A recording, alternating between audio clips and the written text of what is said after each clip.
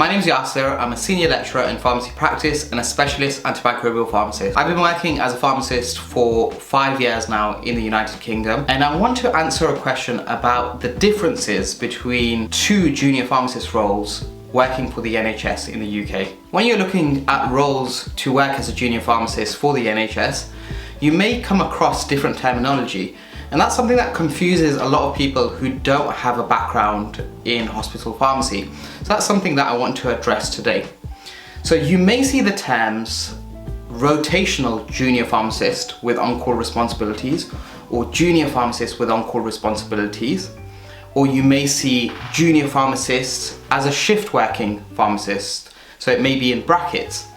Now, this can differ between different NHS trusts, but there are a lot of similarities between different NHS trusts about what these terms actually mean. So that's something that I'm going to go through today. Now, my experiences will be speaking about one particular NHS trust that I worked for, but I worked two different roles. I worked the role of a junior pharmacist that was shift working, and I also worked the role of a junior pharmacist with on-call responsibilities. Let's go through the differences. So the initial role that I started with was being a junior pharmacist that's shift working. What does it mean, shift working? So within the NHS trust that I worked for, that meant that you're working 3 long days, which would be 12-hour working days, so 8 AM to 8 PM, with a 1-hour lunch break consecutively, and then you have 3 days off. And then 3 long days and then 3 days off. It does not matter whether or not that falls on a weekend or not. It generally does not matter whether or not that falls on a bank holiday or not. There are some circumstances where you could swap shifts, but generally 3 days on, 3 days off. It is a big commitment for someone that likes working a normal working shift pattern. So if you want to work a 9 to 5, if you generally want your weekends off, probably not the best or most ideal role for you.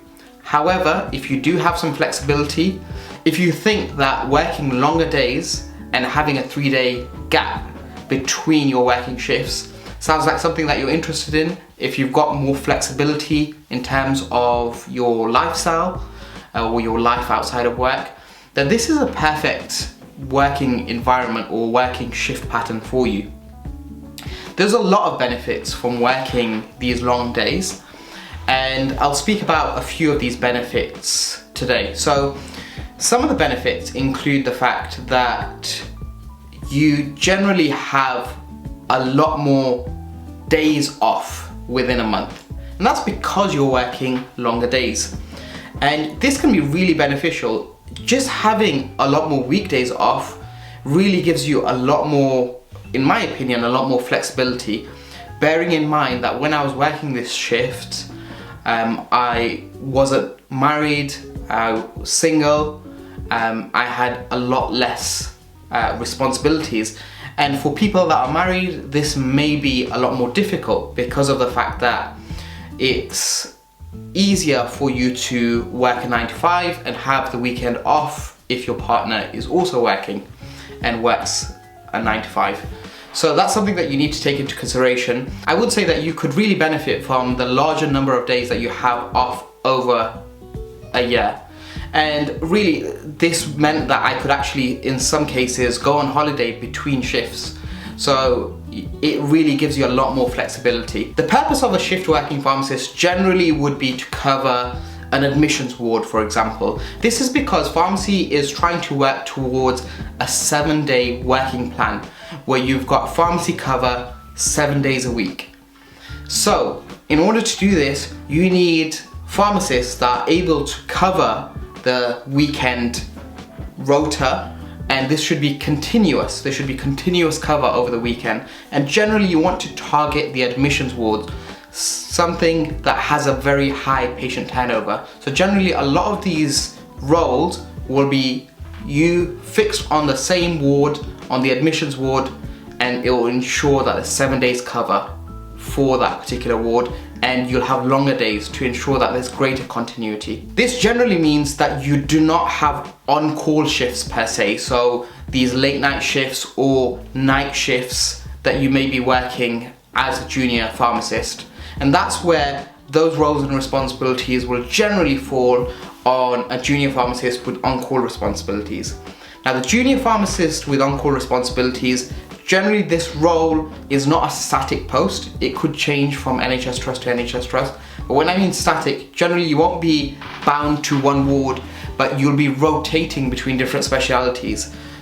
These rotations could be 4 months, 6 months, 9 months. It changes from hospital to hospital.